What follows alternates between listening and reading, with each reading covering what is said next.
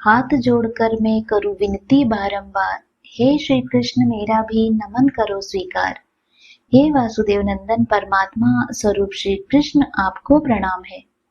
उन गोविंद को पुनः प्रणाम, वह हमारे कष्टों को हरे। जय श्री कृष्णा। श्री कृष्ण जन्माष्टमी की आप सभी को हार्दिक शुभकामनाएं। भगवान श्री कृष्ण की कृपा आपके और आपके समस्त परिवार पर सदा सर्वदा बनी रहे। साल 2024 में श्री कृष्ण भगवान का 5251वां जन्मोत्सव मनाया जा रहा है। भगवान कृष्ण का जन्म भाद्रपद कृष्ण पक्ष की अष्टमी तिथि को रोहिणी नक्षत्र में रात 12 बजे हुआ था।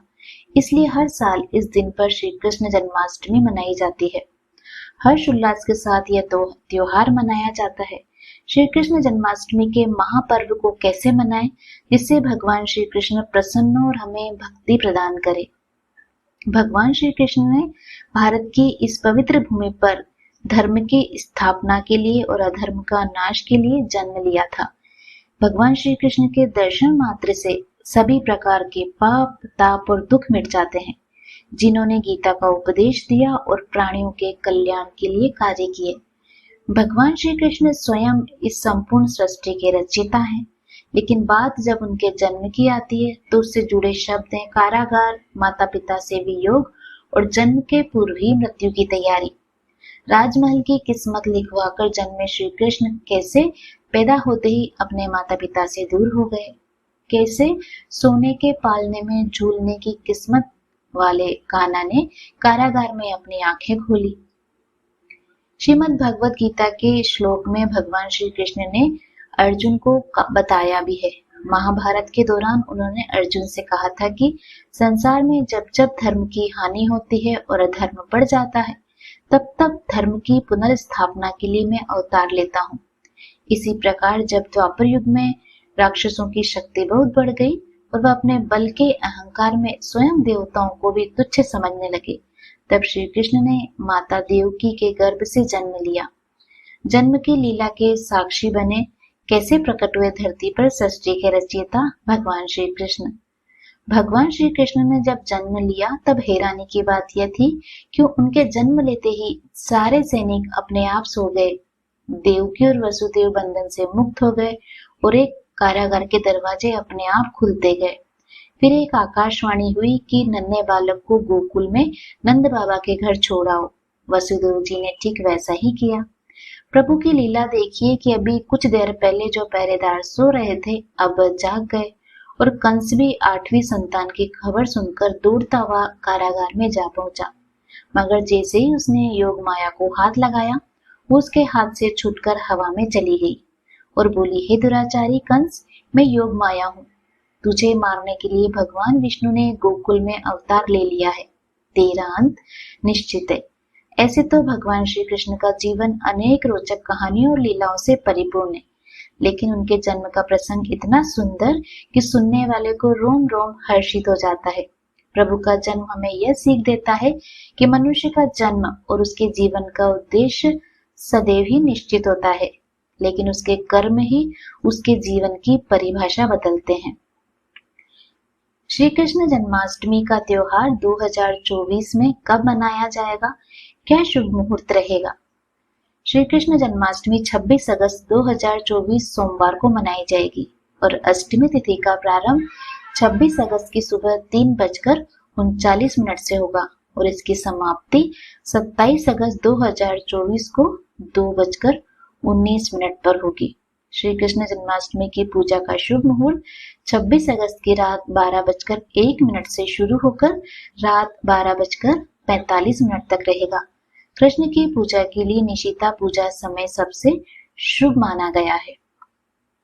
श्री कृष्ण जन्माष्टमी भाद्रपद कृष्ण पक्ष की अष्टमी तिथि को रोहिणी नक्षत्र में 12 बजे मनाई जाती है। इस साल यह मुहूर्त 26 अगस्त की रात को पड़ रहा है। श्री कृष्ण जन्माष्टमी पर्व भगवान कृष्ण के जन्म की खुशी में मनाया जाता है। हिंदू धार्मिक मान्यता के अनुसार भाद्रपद कृष्ण पक्ष की अष्टमी तिथि को आधी रात में भगवान विष्णु के 8वें अवतार श्री कृष्ण का जन्म हुआ था। भगवान कृष्ण ने धरती को कंस के अत्याचारों से मुक्ति दिलाने के लिए माता देवकी की 8वीं संतान के रूप में जन्म लिया था। यही वजह है कि हर साल कृष्ण जन्मोत्सव का पर्व बड़े ही धूमधाम से मनाया जाता है। श्री कृष्ण जन्माष्टमी के दिन सुबह जल्दी उठकर स्नान करना चाहिए। इसके बाद भगवान कृष्ण के मंदिर में जाएं और मोरपंख अवश्य चढ़ाएं। मंदिर नहीं जा सकते तो घर के मंदिर में ही भगवान कृष्ण को मोरपंख चढ़ाएं। इस दिन भगवान कृष्ण की प्रतिमा को अच्छे से सजाना चाहिए। उनके लिए झूला तैयार करें। पूजा के समय भगवान कृष्ण के मंत्रों का 108 बार जाप करें। रात 12 बजे की पूजा से पहले फिर से स्नान कर लें। फिर साफ वस्त्र पहनकर पूजा की तैयारी करें। कृष्ण जी की प्रतिमा को दक्षिणावर्ती शंख से अभिषेक कराएं। उन्हें फूल और फल चढ़ाएं और तरह तरह के पकवान का भोग लगाएं। जन्माष्टमी की कथा सुननी चाहिए और अंत में भगवान कृष्ण की आरती करनी चाहिए। कृष्ण जन्माष्टमी के दिन व्यक्ति को स्नान आदि से निवृत्त होकर सभी देवी देवताओं को नमस्कार करना चाहिए। इसके बाद घर के मंदिर में पूर्व या उत्तर दिशा की तरफ मुंह कर बैठ जाना चाहिए। फिर एक हाथ में जल, फल, पुष्प लेकर व्रत का संकल्प लें। इसके बाद दोपहर के समय में काले तिलों को जल में डालकर प्रसूति गृह बनाएं। इस प्रसूति गृह में एक सुंदर बिछौना बिछाएं। यहाँ कलश स्थापित करें। जन्माष्टमी पर भगवान कृष्ण, माता देवकी, नंदलाल, यशोदा मैया, वासुदेव, बलदेव और लक्ष्मी जी की विधिवत पूजा की जाती है। जन्माष्टमी के दिन श्री कृष्ण भगवान की पूजा रात 12 बजे किए जाने की परंपरा है। जन्माष्टमी के दिन 12 बजे कुछ लोग खीरे को काटकर उसके तने से उसको अलग भी करते हैं। यह परंपरा भी कई जगह निभाई जाती है। इसी वजह से कई स्थानों पर जन्माष्टमी के दिन रात 12 बजे खीरा काटा जाता है। इसके बाद भगवान कृष्ण की आरती की जाती है। फिर उन्हें भोग लगाया जाता है। इसके बाद लड्डू गोपाल को झूला झुलाया जाता है।